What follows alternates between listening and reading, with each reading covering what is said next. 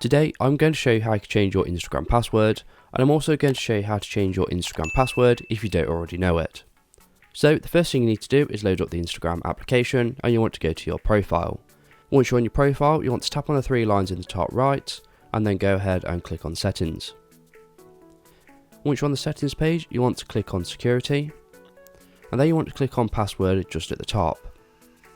From here, you want to go ahead and enter in your current password along with your two new passwords, and then click on save at the top.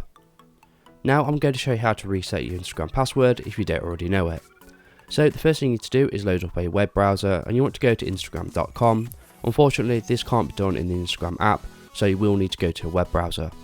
So once you're on instagram.com, you want to click on the login button, and then you want to click on forgot password just underneath the login details. From here, you want to enter in the email that's associated with the Instagram account.